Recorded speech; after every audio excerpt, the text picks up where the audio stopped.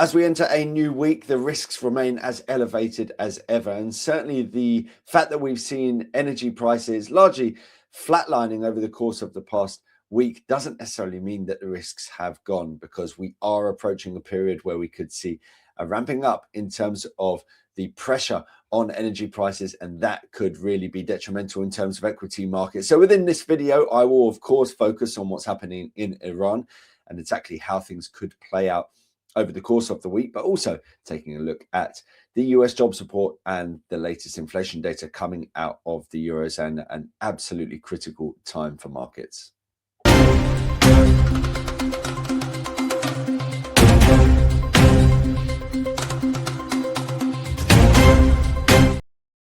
So kicking off as we do with the top events according to Trading Economics on Monday, we've got inflation data out of Germany that kicks off a period where we're going to be focusing on inflation in the eurozone, because we've got the eurozone and the French number the day later. We've got the RBA meeting minutes on Tuesday, well, Monday night coming into Tuesday, depends where you are in the world.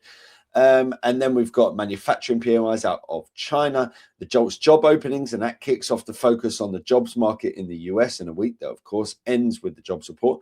Then the Japanese Tankan Large Manufacturers Index, the manufacturing PMI out of China once again. So you've got this sort of main one, then you've got the private one. You've got the retail sales out of US, ISM manufacturing PMI out of the US, balance of trade or trade data out of Australia on Thursday. And then we close out the week with a focus on the US jobs report and the ISM services PMI. And so we're going to start off with the US. You can see here, we've got the JOLTS job openings expected to pull back. So further weakness for the JOLTS job openings. That's for February, though. And certainly I think you're going to have to keep a close eye out on exactly what month these releases come for, because as much as the February data is notable, it's certainly not going to be as important for markets as March data. You can see consumer confidence taking a significant step lower according to market expectations, down to 86 from 91.2. And certainly the rise in terms of energy prices will do that.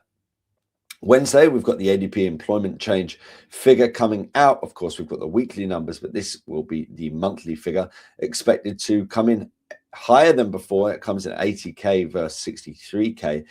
That is for March. Retail sales for February, we've got the ISM manufacturing PMI for March. That's 52 from 52.4. So a slight move lower. What we have actually seen thus far in terms of manufacturing data coming out of, say, Germany, for example, is that we've seen businesses actually front loading purchases as they fear a rise in terms of costs, a difficulty obtaining goods because of logistical concerns in the Middle East, and essentially just a tightness in terms of the market. So we actually seen some front-loaded purchases. Doesn't necessarily mean that suddenly the sector's like doing brilliantly or that we're seeing a significant move in its favor. It can just be businesses essentially moving ahead of a potential impending crisis. And on Thursday, we've got trade data coming out of the US, the initial jobless claims figure, and that moves us into Friday. The non-farm payrolls figure coming off the back of a minus 92,000 reading last time around. And bear in mind, most of the time we actually see negative revisions. So is that minus 92 figure going to get even lower than that? The forecast is that we're going to rise back into positive territory. That's something, but not particularly too positive, 50K. Then we've got the unemployment rate that's expected to rise, average hourly earnings expected to decline, and the services PMI expected to take a sharp move lower. That would replicate the kind of moves we're seeing in terms of the PMI numbers in Europe, seen over the course of the past week. So in terms of the US jobs market, we've already seen a significant contraction last time around with the minus 92,000 figure. You can see that by and large, most of the sectors of the economy were in negative territory. Yes, we could see a bounce back, but bear in mind, a few months ago, we were in positive territory and we saw the revision taking us into negative. So you can see 2 of the past 3 readings were in negative territory. That wasn't the case prior to the revision. So like I said, the revisions are also going to be important here. Ultimately, people are seeing this through the prism of how a business is going to react to what's happening in the Middle East. And I would say if you're a business, you're probably going to be quite fearful of exactly what the future brings right now, because traders are certainly very fearful of what the future brings from an economic perspective. And the word on, I would say everyone's mouth, but probably not everyone, certainly people within the markets, is stagflation. The inflation side of things seems a given, right? You're already seeing tightness in terms of the supply of goods. So, of course, what used to go through the Straits of Hormuz, but isn't necessarily nowadays, might be key ingredients like helium. So, will the prices rise? Yes, they've already doubled.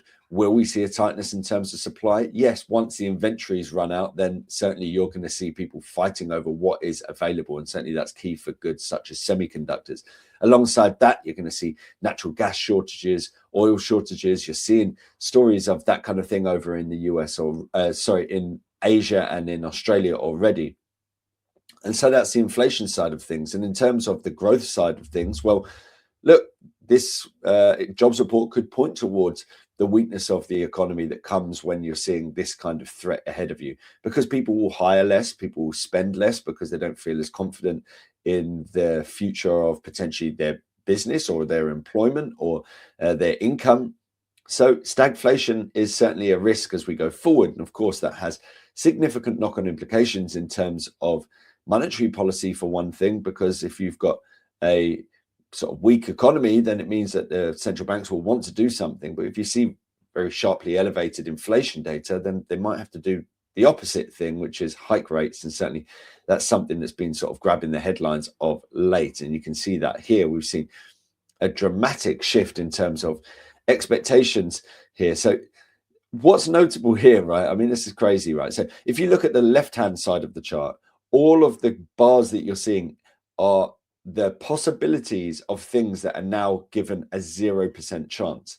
Now, that includes the most likely things, right? So at that point in time, a month ago, before this crisis happened, before the war in Iran happened, there was a 30% chance, according to the CME, that we were going to see, sorry, this isn't Bank of England, I've not changed the header.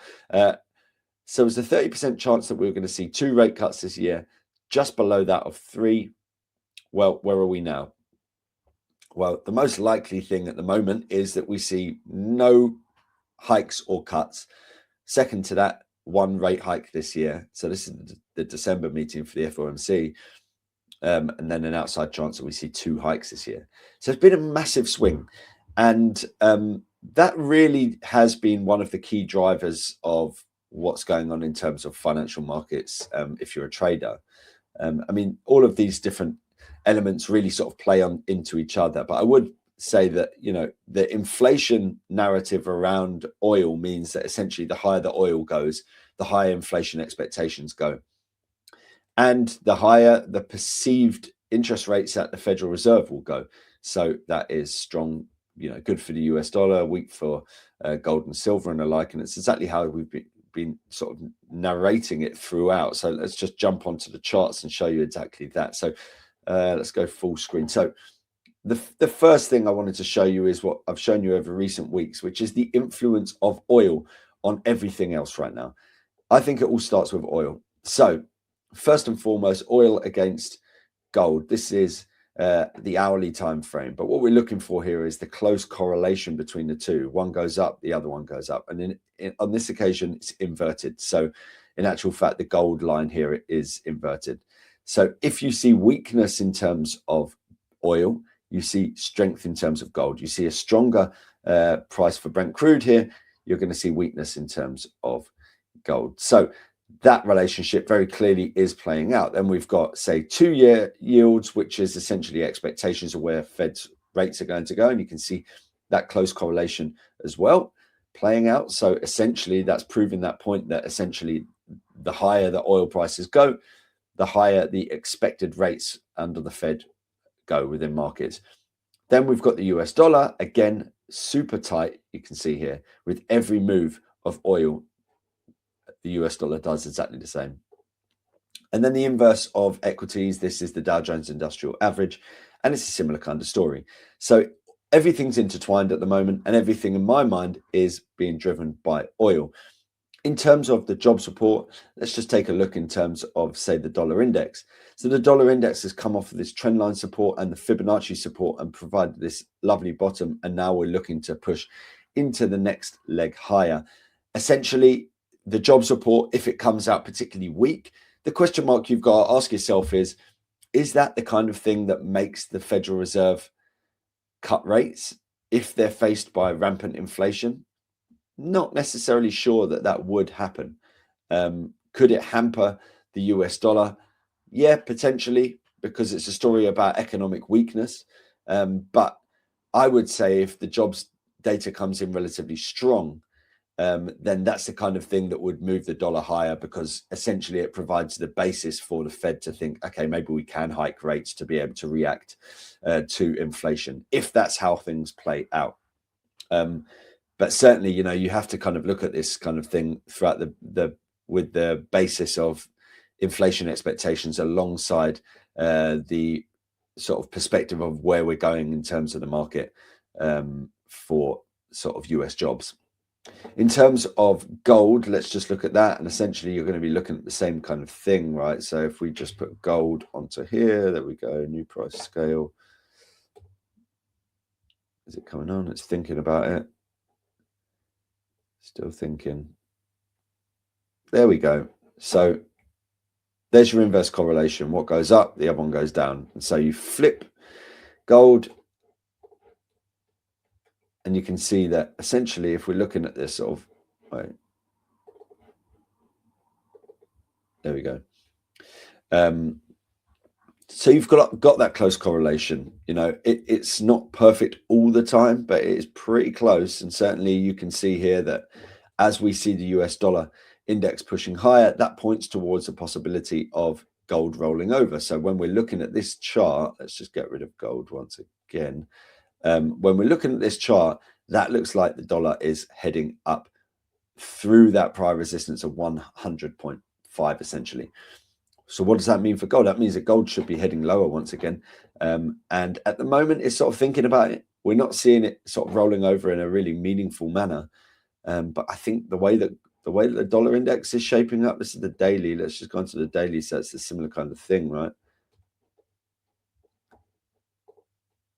I would say that the dollar index looks more convincing of an upside than gold looks of downside. But that relationship between the two is going to be important. And certainly, you know, I think it's sort of all driven by oil. We'll move on to oil when we're talking about Iran, but certainly that's going to be a key point of note, really. You're going to be influenced by oil, but you're influenced by inflation expectations and expectations of what the Federal Reserve is going to be doing.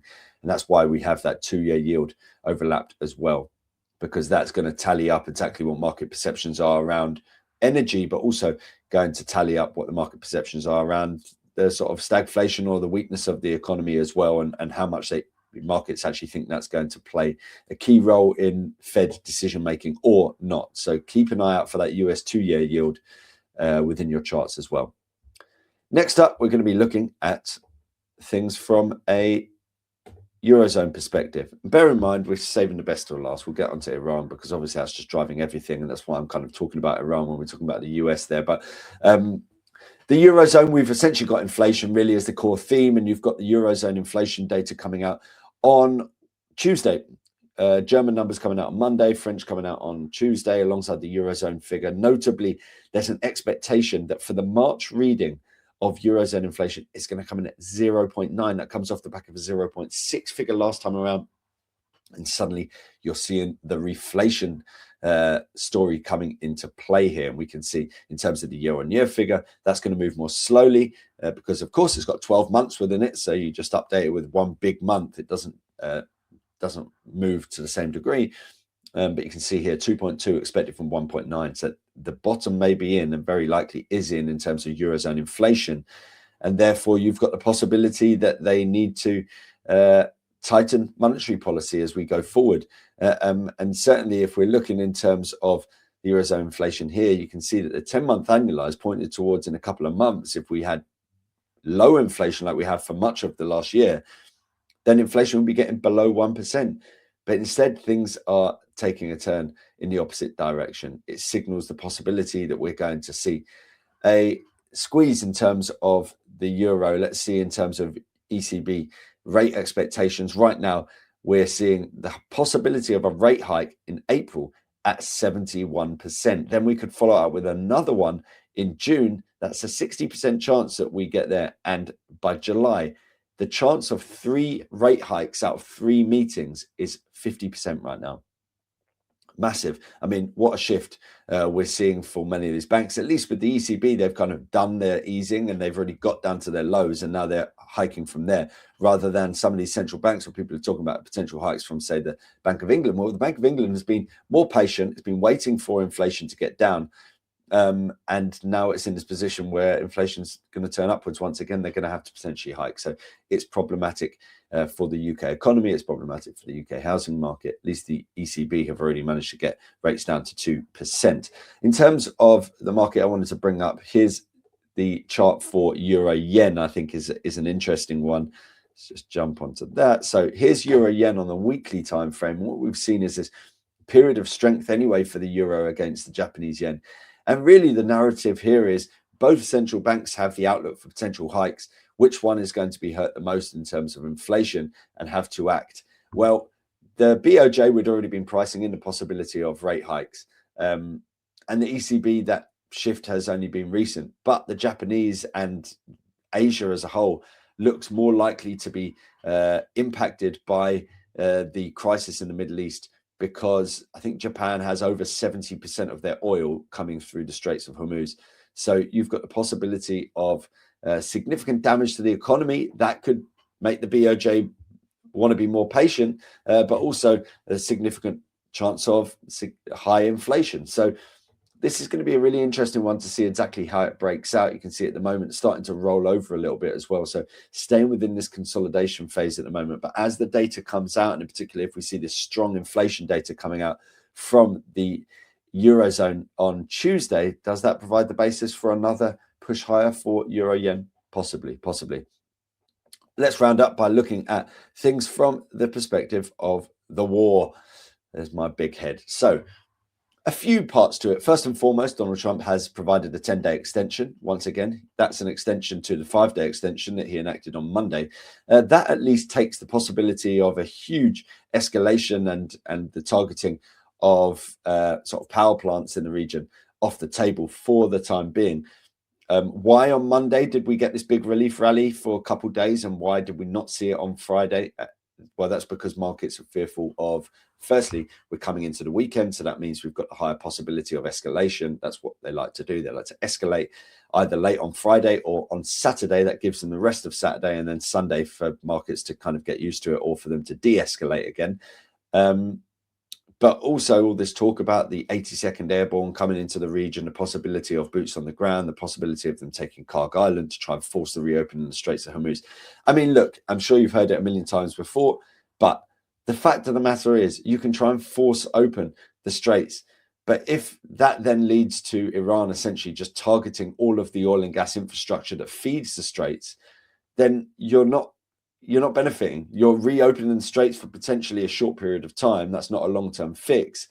And then they're damaging energy infrastructure that could take, as we saw with the LNG plant in Qatar, could take up to 5 years to fix. So you're creating a long-term issue, a long-term supply issue, to be able to fix something for the short term. It's just idiotic in my mind, and it's scary to think what could happen down the line, quite frankly. I mean, look, the best case scenario is either they find a deal, but right now Iran and the US have got their own requests and they don't seem likely to agree to either. Or else they somehow, let's say they take Karg Island. Maybe they think that the Iranians won't hit it because it's their own energy infrastructure, so they'd be killing their future. And therefore the Iranians come with their tail between their legs and say, okay, fine, let's make a deal. We'll play ball.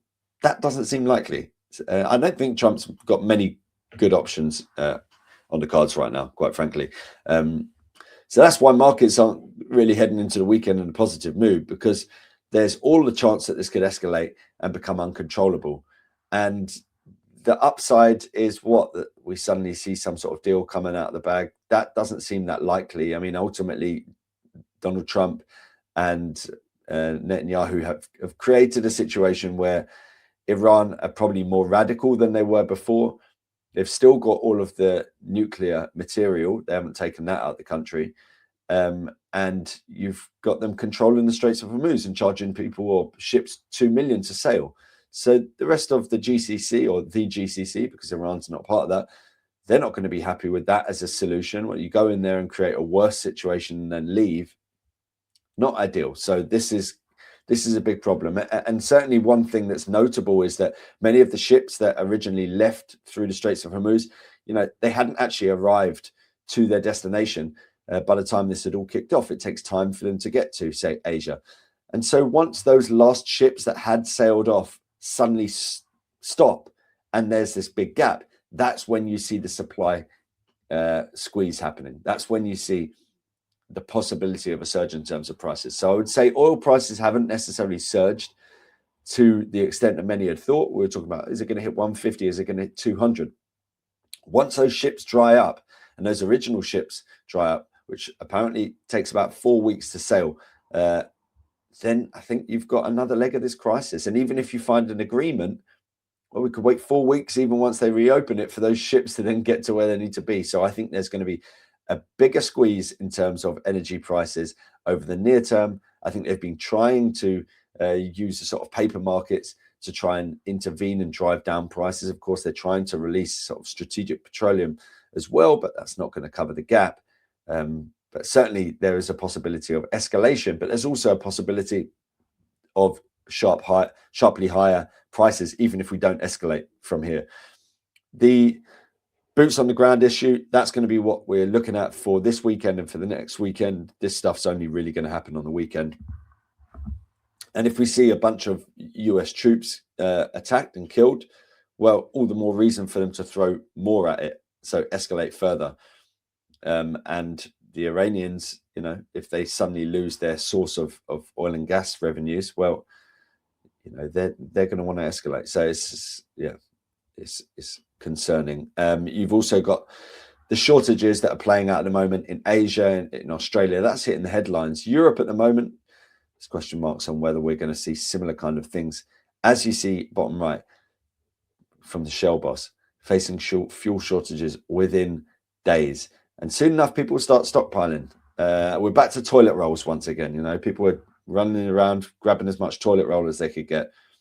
I haven't seen anyone with the jerry can quite yet, but it's a matter of time, unfortunately. Concerning for the world economy. I don't necessarily know what the out is. I see escalation as being very likely, and I would love to see them strike some sort of deal. I don't see where that deal is coming from, and I don't necessarily see what shape that deal would have, considering the demands on both sides. Let's wrap things up by looking at some of these charts. We've already looked at some of them, so we'll just kind of look in terms of, skip me down there. Let's just look in terms of crude first and foremost, and look at exactly where things are. So you can see here, so let's go on a 4-hour chart. So we've seen these sort of generally weekend escalations. So that's where you see the big gaps. And so you see the escalation, and suddenly you see it being talked down by Trump, and you see the escalations and then talked down. And at the moment, we're sort of seeing the possibility of another escalation. Of course, we've got the sort of peaks around here, sort of 114 kind of area. But certainly, I think there's a good chance that we do see another leg higher coming into play. Like I said, I am more than happy to be wrong. And it is my fear that we are going to see things get significantly worse from here. And as I said, where oil goes, so equities, the dollar, gold, and more will follow. So it's a case of being quite cautious at the moment, I would say. In terms of equity markets, well, as we see, this is the 4-hour chart. So let's see the 4-hour chart here. So we can see this sort of gradual increase here. Well, it's even clearer on equity markets, as we see here with the Dow Jones Industrial Average, these sort of step moves lower. You can see here that, let's just we'll nick that fib and put it down here. So we've seen this absolutely perfect 76.4 fib, drops, lower high, now creating a lower low. So a move below 45181, in my mind, looks likely to be on the cards. And essentially, you're just looking for a continuation of this until we see a reversal. And the reversal is probably going to come when we actually see some sustained optimism that the end could be over. And until that happens, I see oil potentially going higher. I see the US dollar going higher. I see equities like this rolling over, and precious metals continuing to move lower. until we see some sort of resolution. But it's all in the hands of Donald Trump, and I don't necessarily know that he knows what he's doing, and I don't know that he has a solution, despite everything that he tells you to feel optimistic about it. I'm not super optimistic. So let's hope things don't flare up on the weekend, and let's hope that we hear about a deal. But certainly in the absence of one, there is a very real possibility that we see a significant move higher coming for energy prices, which drives all of these other markets and, yeah, drives inflation potentially for the rest of the year. So we're now entering another inflationary boom, which could hinder the actions of the central banks, the ability for them to ease, and points towards potentially weaker economies, higher inflation, higher interest rates.